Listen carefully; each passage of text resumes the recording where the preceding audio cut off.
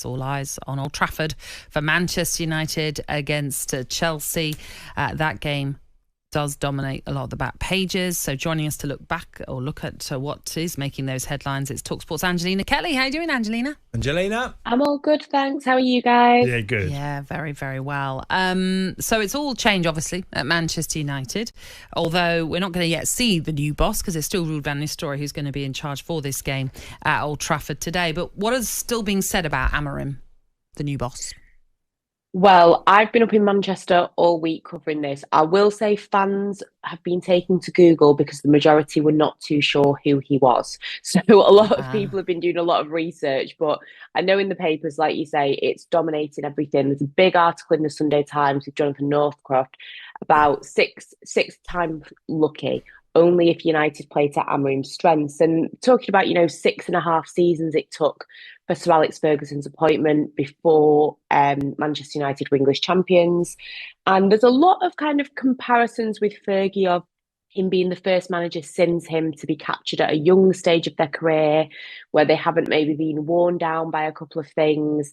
Talking about how Ineos, the way that they've ran this operation, that they had Rude in place to take over and a permanent manager pretty much lined up, how that's quite different to other times with Man United.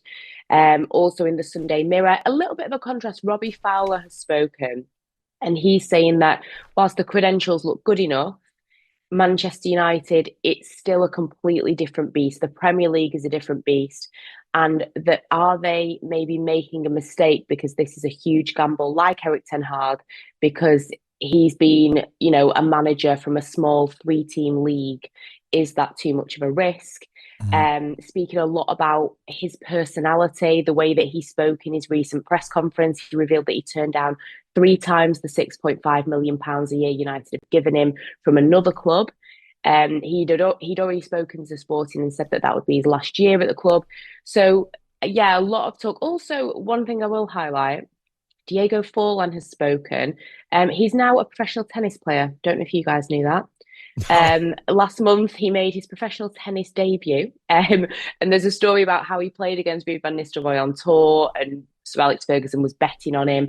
And yeah, he now trains 4 times a week and he does back Amorim. So I think the main thing is just this discussion of, is it a little bit like the Ten Hag situation of this is somebody in a smaller league, no disrespect, but a smaller league than the Premier League? Is he the right fit? I think that's the main question that I would put to you guys. What do you think that this feels right? For me, obviously I'm biased, but for me, this feels like the right appointment. Yeah.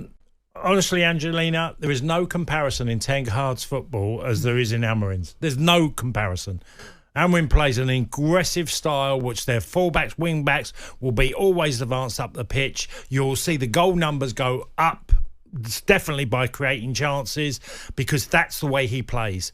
And I would have said that there was a middle ground with Ten Hag, which was conservative to some degree, but never the sort of fast, free football that we see from many teams that have had success all over Europe. So that's why they've gone after him. And you just only have to watch a Sporting. It's not just in this, the Portuguese league we're judging him by. Look at their results in the Champions League. They've had some really decent results. They're a dangerous side. So he's produced that. And probably to our next bit with Victor Gyökeres, because that's the talk about what he did to him as a player. That obviously they bought in. Exactly. He's kind of turned him into this goal-scoring machine. I mean, when he signed with Swansea in October 2020, there's an article in the Mail on Sunday talking about how, the players and the fans went from being quite excited about him to being very, very confused. The guy couldn't even retain the ball properly. And then in little more than a season with Amorim at Sporting, he's become one of the most prolific forwards in Europe. He has an £84 million release clause. He's 26. This season so far, 18 goals in 13 games. Overall for Sporting, 63 goals in 66 games, plus 19 assists. This guy looks fantastic. And there's this talk now of, is he going to try and bring him to Manchester United? Do you think that that's the right decision, or does this maybe more give Man United fans confidence and hope that you're looking at someone like Rasmus Højlund, who looks like he really needs moulding, an arm round his shoulder? Do you look at Amorim and think he could maybe not the same amount of goals, but bring something like that out of him. Could it be a mistake like Anthony? Not saying he would be like Anthony, but, bringing a player that and it doesn't work out. Yeah, I would say we're forgetting a little bit here, because at Coventry City he was fantastic as well. The player that he might have been at Swansea, by the time he got to Coventry, I was surprised a number of Premier League clubs didn't try and take him. Well, he was linked, but no one stumped up the fee. I was quite surprised. I mean, he was a handful, not only physically. He could lead the line, but also he had his goals. He had a great array of different types of goals.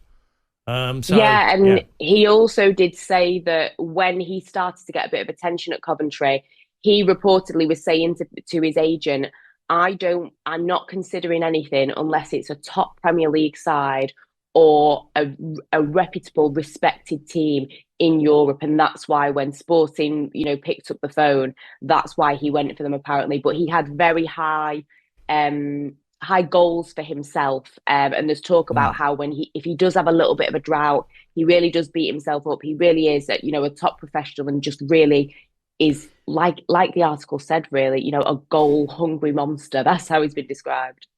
I mean, I suppose when Amorim comes in November international break, which is not that far away, he'll have time to work with Højlund. And obviously when January then comes around, it'll be that period that he'll know whether or not he can bring out the best of Højlund, or whether or not he needs to look into maybe going back into his former side and bringing Gyökeres back to England, for example. But you'd like to think he will at least try a little bit with Højlund, which you imagine he will. It's all very intriguing. And of course, a lot of what has been said about this is because he's not the manager, he's the head coach. Yes, he'll have a say on recruitment, but he might not have as much as a say as Erik Ten Hag would have done. Because as we know, that squad now at Manchester United very much was and is Ten Hag's side. So all looking optimistic maybe with this new era for Manchester United, but my goodness, what about City? I know. There's an article in the Mail on Sunday, battered, bruised and broken. Another article saying that City's machine is malfunctioning.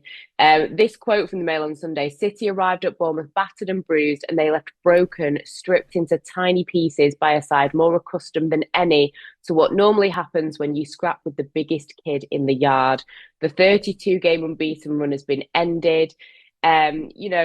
When Pep Guardiola's been speaking about injuries, again in the article, it says that if you listen to him, you'd think that the Red Cross parachute drop was required or something. But you look at that City 11, 7 players played in the Champions League final 16 months ago. This wasn't a team of kids from the youth team. Pep does have, what other teams would consider stars at his disposal. But Bournemouth, I mean, hats off to them. More intense, more organised, more incisive, It was brilliant for them. I mean, as a Man United fan, it was great to watch. But City just had no grip of the game. And there's talk about, is this really just down to injuries, or is this more to do with, them being inferior in that game in every footballing department? And is there something else going on here? Is it just injuries? Well, something for Pep Guardiola to work out. On AM, on DAB, via the talkSPORT app and on your smart speaker. talkSPORT.